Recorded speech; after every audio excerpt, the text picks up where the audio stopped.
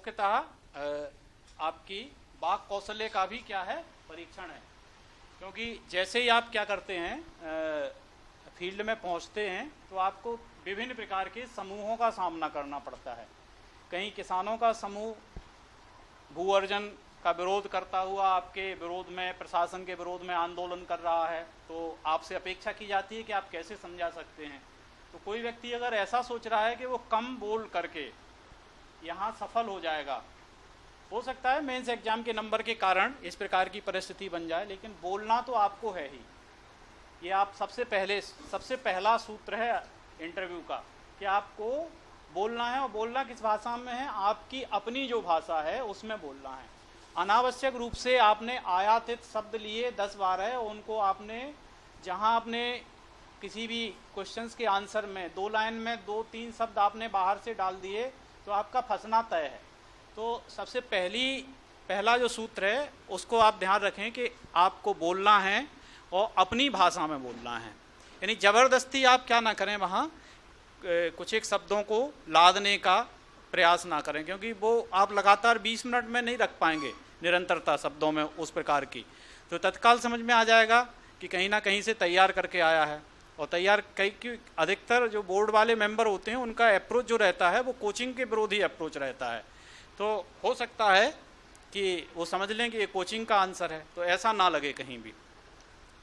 तो सबसे पहले मैं आप लोगों को बताना चाहता हूँ कि इंटरव्यू अमूमन जो शुरू होता है वो उसमें आपके जो फॉर्म भरा होगा आप लोगों ने, उसमें एक टॉपिक रहता है आपकी कोई ऐसी 2 अभिरुचियाँ या एक से अधिक अभिरुचि जो प्रशासन के काम में आ सके। यहाँ से अमूमन इंटरव्यू की शुरुआत होती है। 2 या 3 तरीके हैं जहाँ से आपकी बातचीत होती है। पहला ये, दूसरा जो शुरुआत हो जाती है आप कहाँ से आए हुए हो, यानी क्षेत्र विशेष से कई बार शुरू कर लेते हैं। तीसरा न्यूज़पेपर से स्टार्ट हो जाती है, यानी उस दिन की जो सुर्खियां हैं वहाँ से स्टार्ट हो जाती है। और चौथा आपके नाम से। ये 4 ही तरीके होते हैं किसी भी इंटरव्यू को प्रारंभ करने के। बंद कर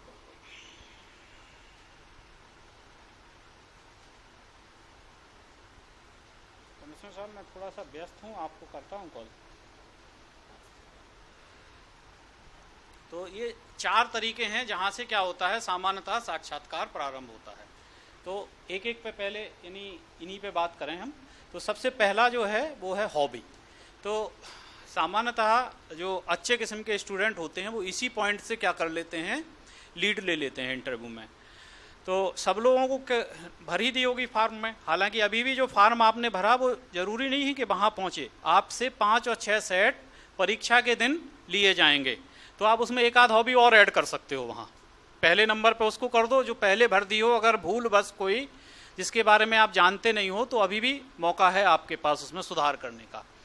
तो अपनी हॉबी अच्छे ढंग से तैयार करें। हॉबी का मतलब ये है, हॉबी और इंटरेस्ट में इतना ही अंतर है कि हॉबी के लिए व्यक्ति समय निकालता है, साथ साथ में उसमें सामाजिक तथ्य निहित होते हैं, यानी सामाजिक आस्पेक्ट, सोशल आस्पेक्ट्स उसका होता है, यानी समाज को उससे कुछ ना कुछ फायदा होगा, समाज के लिए कहीं ना कहीं वो सार्थकता प्रदान करेगी, ये हॉबी होगी।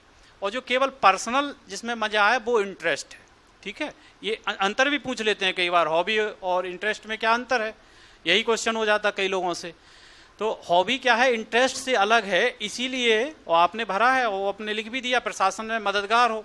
तो आप पहला तो उसका क्वेश्चन यही तैयार कर लेंगे।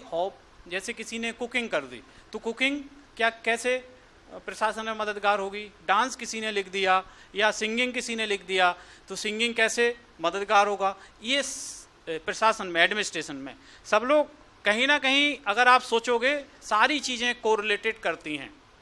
जैसे कुकिंग है, कई प्रकार के मसालों या अन्य अवयवों का एक समन्वय है जिससे एक टेस्ट उत्पन्न होता है। प्रशासन भी ऐसे ही कई प्रकार की स्ट्रीम का समन्वय है, इस तरह की से आप बोल सकते हैं।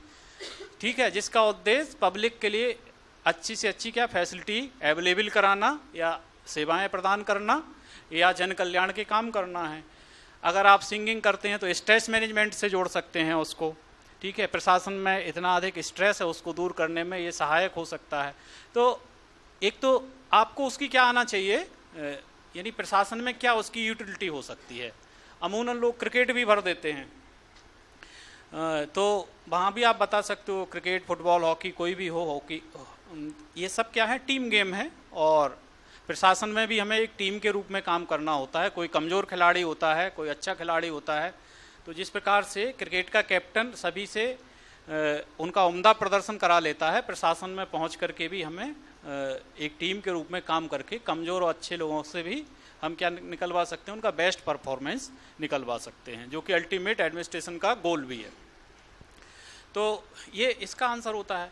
लेकिन अमूमन इस प्रकार की जो हॉबियां हैं ये बड़ी चीप टाइप की हॉबियां मानी जाती हैं। तो चीप मैंने इसीलिए कहा क्योंकि ये कहीं आपको कोई एक्स्ट्रा वो नहीं देंगी, बढ़त नहीं देंगी।